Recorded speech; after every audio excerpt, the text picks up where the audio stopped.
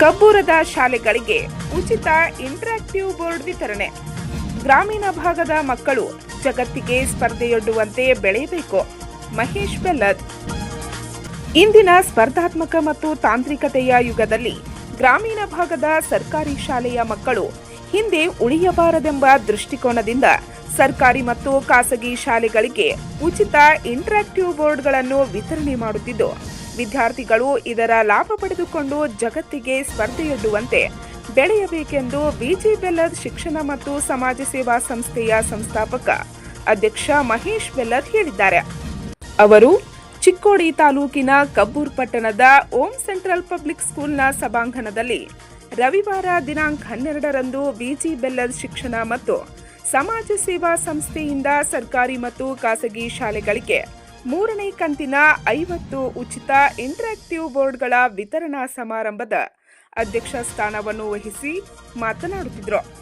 ಹಳ್ಳಿಯ ಮಕ್ಕಳು ಈ ಬೋರ್ಡ್ಗಳ ಮೂಲಕ ತಾಂತ್ರಿಕತೆಯ ಜ್ಞಾನವನ್ನು ಹೆಚ್ಚಿಸಿಕೊಂಡು ತಂತ್ರಜ್ಞಾನದಲ್ಲಿ ಮುಂದುವರಿಯಬೇಕು. ಜಗತ್ತಿನಲ್ಲಿಯೇ 3ನೇ ಹಾಗೂ ಭಾರತದಲ್ಲಿ ಮೊದಲನೇ ಉತ್ಪಾದಕ ಕಂಪನಿಯಾಗಿರುವ ನಮ್ಮ ಈ ಇಂಟರಾಕ್ಟಿವ್ ಬೋರ್ಡ್ನ ಲಾಜಿಕ್ ಕಂಪನಿ ಮುಂದಿನ ವರ್ಷ ಐಪಿ ಷೇರು ಮಾರುಕಟ್ಟೆಗೆ 1,000 ಕೋಟಿ ರೂಪಾಯಿಗೆ ಹೋಗುತ್ತದೆ ಎಂದು ಮಾಹಿತಿ ನೀಡಿದರು.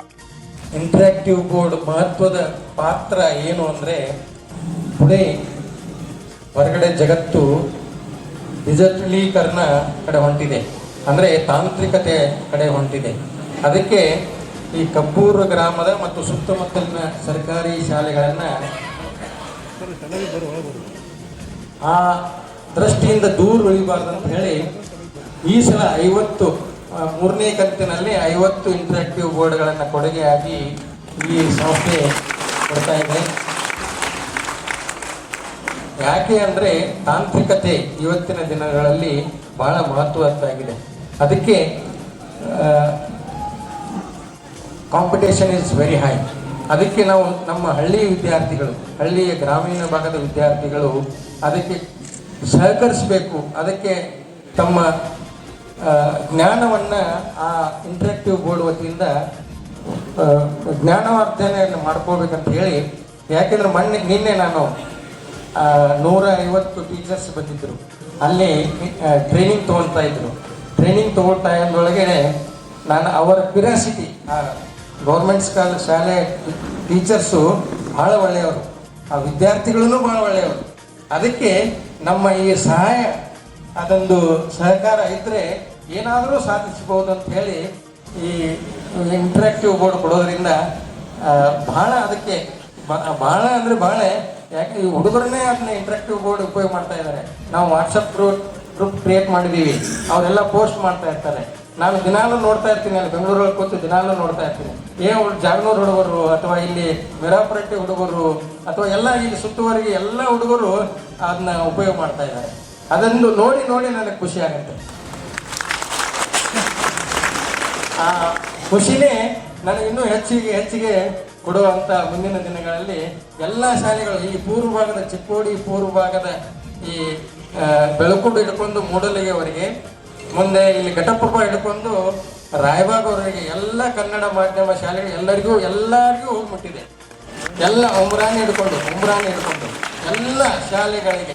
ಕಾರ್ಯಕ್ರಮದಲ್ಲಿ ಮುಖ್ಯ ಅತಿಥಿಯಾಗಿ ಆಗಮಿಸಿದ್ದ ಚಿಕ್ಕೋಡಿ ಶೈಕ್ಷಣಿಕ ಜಿಲ್ಲೆಯ ಸಮನ್ವಯ ಸಂಯೋಜನಾಧಿಕಾರಿ ಪಿಬಿ ಹಿರೇಮಠ್ ಮಾತನಾಡಿ, ಸರ್ಕಾರಿ ಶಾಲೆಗಳ ಬಲವರ್ಧನೆಗಾಗಿ ಮಹೇಶ್ ಬೆಲ್ಲದ್ ಅವರ ಈ ಕೊಡುಗೆ ಶ್ಲಾಘನೀಯ.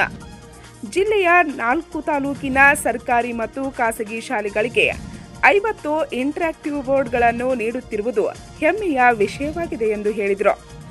ಕಾರ್ಯಕ್ರಮದ ದಿವ್ಯ ಸಾನ್ನಿಧ್ಯ ವಹಿಸಿದ್ದ ಗೋಡಗೇರಿ ಶಿವಾನಂದ ಮಠದ ಮಲ್ಲಯ್ಯ ಸ್ವಾಮೀಜಿ, ಕಬ್ಬೂರಿನ ಗೌರಿಶಂಕರ್ ಮಠದ ರೇವಣಸಿದ್ದ ಶಿವಾಚಾರ್ಯ ಸ್ವಾಮೀಜಿ ಆಶೀರ್ವಚನ ನೀಡಿದರು.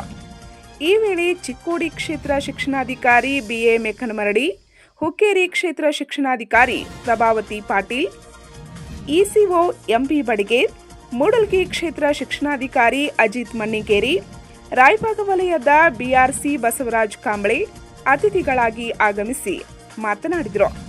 ಕಾರ್ಯಕ್ರಮದಲ್ಲಿ ಸಂಸ್ಥೆಯ ಪ್ರಧಾನ ಕಾರ್ಯದರ್ಶಿಗಳು ಹಾಗೂ ಜಲಯೋಗ ಸಾಧಕರಾದ ಡಾಕ್ಟರ್ ಪ್ರಕಾಶ್ ಬೆಲ್ಲದ್, ಸಂಕೇಶ್ವರ ಹಿರಾ ಶುಗರ್ ಕಾರ್ಖಾನೆಯ ನಿರ್ದೇಶಕರು ಹಾಗೂ ನಿರ್ಸೋಶಿಯ ಎಸ್ಜೆಎನ್ ಶಿಕ್ಷಣ ಸಂಸ್ಥೆಯ ನಿರ್ದೇಶಕ ಸುರೇಶ್ ಬೆಲ್ಲದ್, ಕಪೂರ್ ಅರ್ಬನ್ ಬ್ಯಾಂಕ್ನ ಅಧ್ಯಕ್ಷ ರಮೇಶ್ ಬೆಲ್ಲದ್, ನಾಗರಮುನ್ನೋಳಿಯ ಪಾರ್ಶ್ವತಜ್ಞ ಎಂಡಿ ಕುಂಬಾರ್, ಅತನಿ ವಿದ್ಯಾವರ್ಧಕ ಸಂಘದ ಅಧ್ಯಕ್ಷ ಶಿವು ಹಂಜಿ, ತುಕಾನಟ್ಟಿ ಬರ್ಡ್ ಸೇವಾ ಸಂಸ್ಥೆಯ ಸಂಸ್ಥಾಪಕ ಆರ್ಎಂ ಪಾಟೀಲ್ ಸೇರಿದಂತೆ ಚಿಕ್ಕೋಡಿ, ರಾಯಭಾಗ, ಹುಕ್ಕೇರಿ, ಮೂಡಲಗಿ ತಾಲೂಕಿನ ಶಿಕ್ಷಕ ವೃಂದ ಹಾಗೂ ಶಾಲಾ ಎಸ್ಡಿಎಂಸಿ ಆಡಳಿತ ಮಂಡಳಿಯ ಸದಸ್ಯರು ಉಪಸ್ಥಿತರಿದ್ದರು.